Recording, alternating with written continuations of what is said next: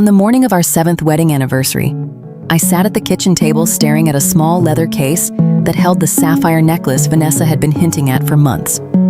I had opened it twice already. I closed it both times. The third time, I didn't touch it. Upstairs, the familiar sound of suitcase wheels scraped across the hardwood floor. I didn't move. By the time she reached the stairs, I already knew. Vanessa appeared with a full suitcase, her hair done, makeup careful, wearing something too deliberate for a spontaneous trip.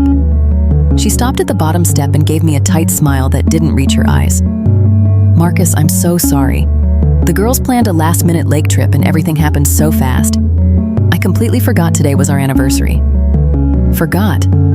I looked at her and waited for something. Guilt, hesitation, anything that felt real. There was a flicker of it, barely there before she looked away. A week ago, I would have argued, asked questions, tried to make sense of it. Now I just nodded. "It's fine," I said. My voice sounded steady. It didn't feel that way. "You should go." For a second, she hesitated, like she expected resistance. When it didn't come, relief slipped through before she could hide it. That hurt more than the lie. She grabbed her suitcase and walked out. The door closed. No pause. No glance back. I stayed at the table a long time after she left. At some point, I realized my hand was still resting on the leather case, fingers pressing into it hard enough to leave marks. My name is Marcus. I'm 36, an architect at a mid-sized firm outside Charlotte. I don't scare easily, and I don't chase ghosts. But I also don't ignore patterns once I see them. 3 years into our marriage, I put a tracking app on Vanessa's phone after she got into a minor accident driving home late. She thought it was sweet back then, said it made her feel safe. Eventually, she stopped mentioning it, like it wasn't there anymore. Then came Ryan, her best friend from college. Always introduced the same way, same smile, same line about how he was like a brother. I tried, I really did. But Ryan never quite acknowledged me. Conversations with him felt like interruptions. And Vanessa, she started talking over me more when he was around, laughing at things that weren't that funny. I told myself it was nothing, that I was reading into it, that this was what insecurity looked like. About a month before our anniversary, a coworker sent me a photo from a restaurant downtown. "Isn't that Vanessa?" I zoomed in. There they were, same side of the booth. Too close, his arm resting behind her shoulders like it belonged there. I stared at it longer than I should have. I tried to find a version of it that made sense. There wasn't one. A few days later, I picked up her laptop to move it off the couch. A notification lit up the screen. Booking confirmed. Cabin, Marina. No name.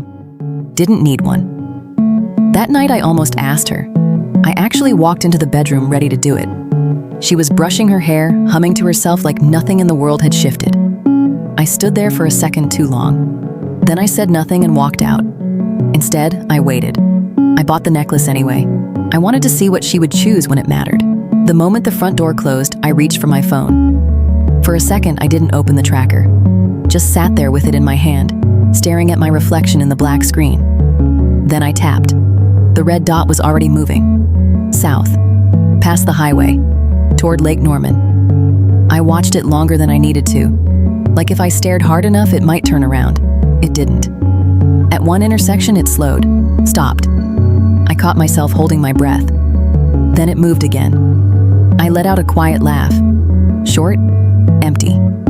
Of course. When the dot finally settled at the marina, I set the phone down and pressed my palms against my eyes until the pressure hurt.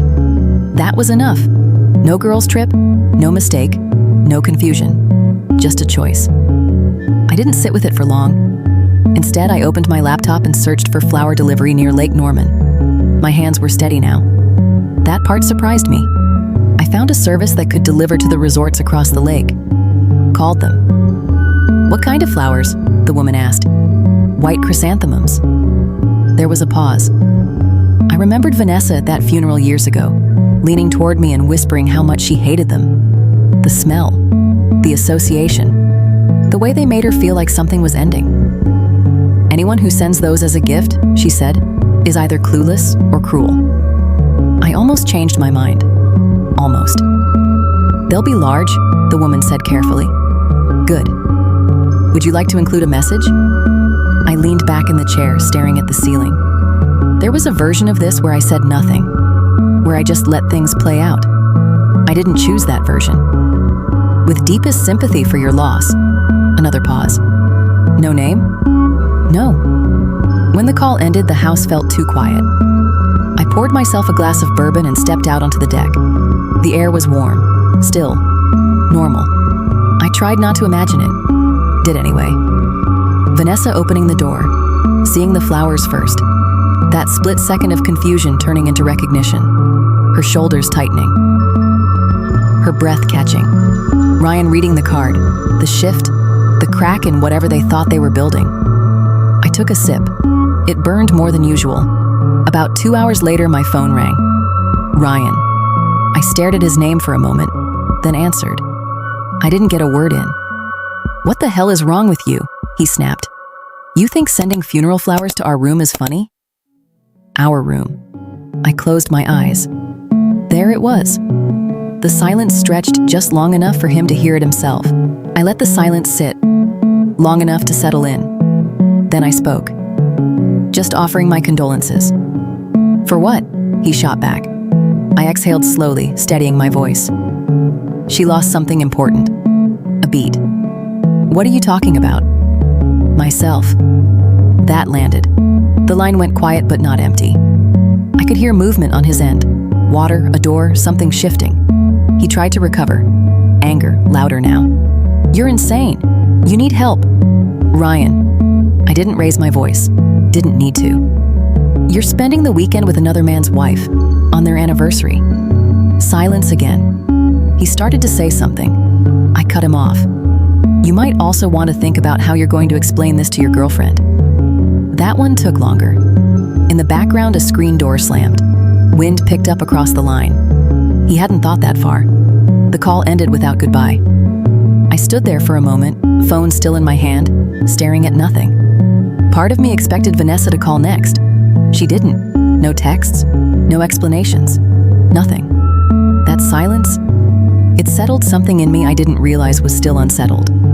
That night, I ordered takeout and put on a documentary about bridge engineering. Halfway through, I realized I hadn't followed a single detail. I rewound it, forced myself to watch. Sleep came easier than it had in months. The next afternoon, the tracker lit up again. Moving. Fast. Back toward the mainland. Earlier than planned. I watched the dot approach the house, feeling something unfamiliar creep in. Tightness in my chest, a flicker of doubt maybe. Not about what happened, about what came next. I pushed it down. The folder was already on the dining table. When the door opened, she looked smaller somehow. Hair tangled, eyes red, no makeup, no performance left. She stood there gripping the suitcase handle like it was the only solid thing in the room. Marcus? I didn't move. It's not what you think. I said nothing. It just happened. I didn't plan. I almost laughed. Not because it was funny, because it was predictable. It was one mistake, she said, voice breaking. I finally looked at her. You were gone for 3 days. She didn't answer. I slid the folder across the table. Her hands shook as she opened it. When she saw the papers, she swayed slightly, like the ground shifted under her feet. She stayed with her sister for 3 days. I didn't call, didn't check, didn't look at her social media. The quiet was strange at first. Then it wasn't. On the third night, someone knocked at the door. Not a normal knock. Uneven. Hesitant. I opened it. Vanessa stood there in the same clothes, eyes swollen, shoulders drawn in like she was bracing for impact. Can we talk? I stepped aside. She sat on the couch and started speaking before I even took a seat. Words came out in fragments at first, then faster. Apologies, explanations, half-formed sentences trying to fill space. I didn't understand how it got to that point. It wasn't serious. It was stupid. I let her talk, didn't interrupt, didn't help. At some point she said, I think I felt invisible. That made me pause. Not because it excused anything, because it sounded real. I thought maybe you didn't care anymore, she added, quieter now. I looked at her. Then what was the necklace for? She blinked, didn't answer. The rest came like a script. Therapy. Cutting Ryan off. Fixing things. Starting over. Promises stacked on promises. When she finished, the room felt heavy. I reached for the papers and slid them across the table again. This is done. She stared at them like they might disappear if she waited long enough. I can't lose you, she whispered. I shook my head. You didn't lose me in one moment. I leaned forward slightly. You lost me in all the ones before it. She flinched. You planned it, booked it, lied about it, and walked out that door without hesitation. I let that sit. That's not confusion. A pause. That's comfort. Her expression broke in a way it hadn't before. That word landed. She cried quietly after that. No arguments left. After a while, she asked if she could stay the night. I didn't hesitate. No. Not angry, not loud. Final. This isn't your home anymore. She looked at me for a long time, then nodded, and left. After that, everything unraveled on its own. I didn't need to do anything. 3 weeks later, she sent a message. I'm sorry, I hope someday you can forgive me. I read it once, put the phone down. For a second, I considered replying.